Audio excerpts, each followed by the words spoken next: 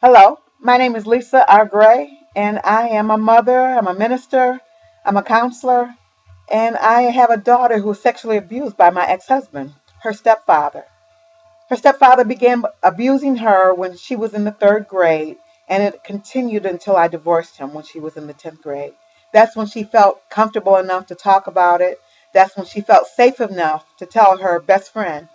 And after she did that, and the devastation that occurred, because it was devastation, it was devastating to find out that her home was not a safe place for her at all, that her predator, in fact, lived with her, lived with me. It was very difficult. We went to counseling, we did a lot of praying, and because of the healing that has occurred, and because of what we've learned, we want to share our story with others, and we want to let those people know that they're not alone. So often you feel isolated as if you're the only one, and unfortunately, you're not. Unfortunately, it happens far too often, and unfortunately, too many people are not believed when it comes, when they finally bring it to the light. So we did write a book. The book is entitled They Don't Tell, Child Abuse from a Mother's Perspective. So this particular book is about my own experience, not about my daughter's. But we really want to talk about how what's done in the dark does come to light.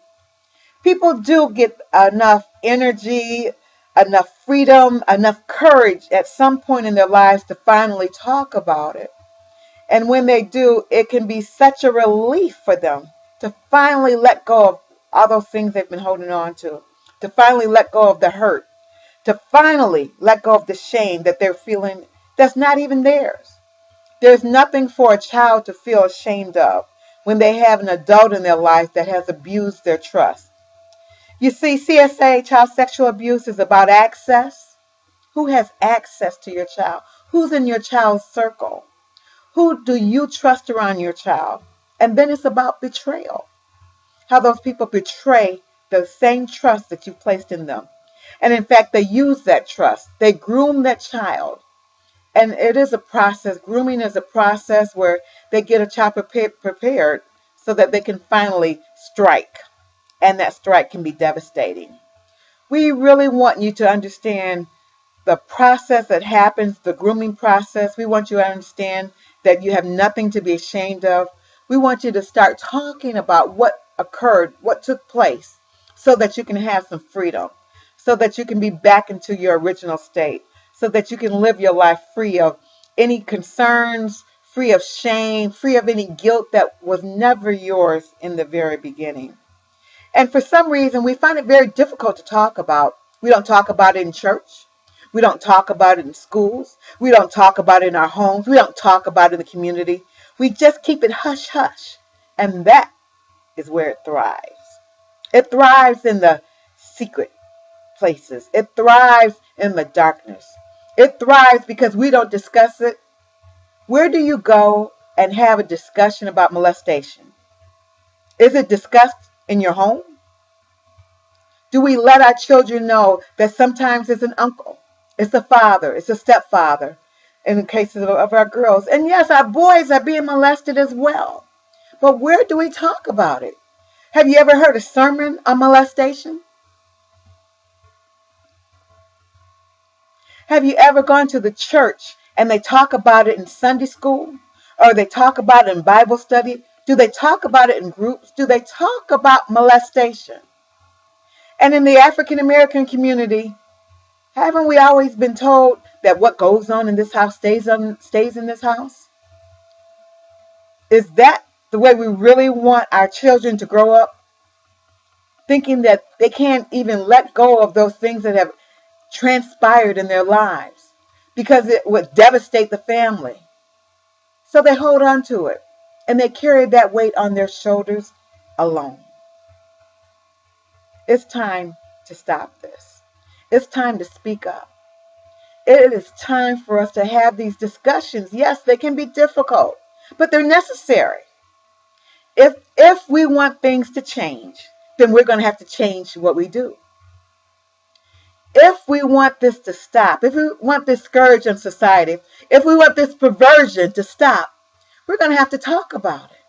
We're going to have to talk about the devastation.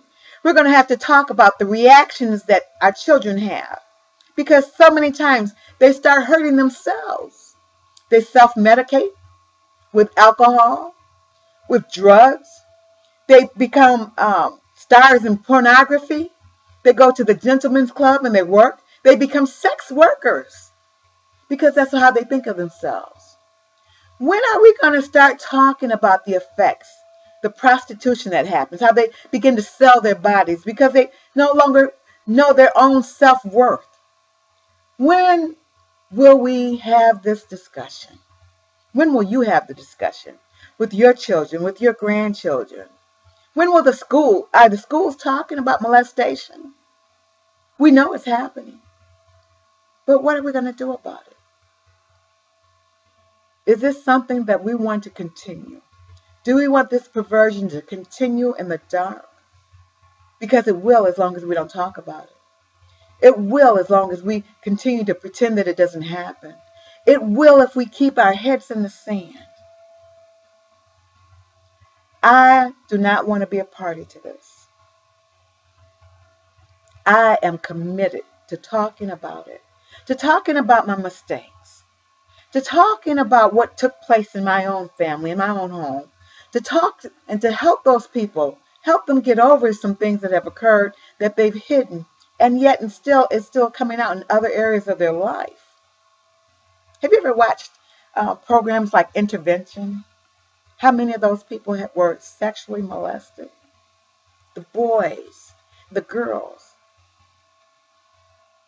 I don't know if we really want to continue like it is and pretend. The people who are self-cutting, they've turned their hurt inward and they're hurting themselves. The girls that just go to the gentleman's club and they become sex workers. That's all they think of themselves. Or they become vulnerable to those people who will abuse a situation. They see their vulnerabilities and they prey on them even more. Let's talk about it. Let's have an open discussion. Let's have some honest discussions. If you're a man and you are a patron of the gentlemen's clubs, have you ever thought about why these young women, why these ladies are doing what they're doing now? Have you ever thought about what is really going on with them? How they really feel about themselves? Are they forced to do the things that they're doing? How many girls do you know that say, I want to grow up and I want to be a pornography star? I want to grow up and I want to swing on a pole. I want to be ogled. How many girls do you know that grow up and say, that's what I want to be when I grow up? Let's have some open and some honest discussions. Again, my name is Lisa R. Gray. You can reach me through my website. It's lisargray.com. You can reach me through email, kidsdon'ttell@gmail.com. And on Facebook, it's simply called They Don't Tell. Let's have some open, some honest discussions. Yes, it may be difficult, but it's necessary. Thank you.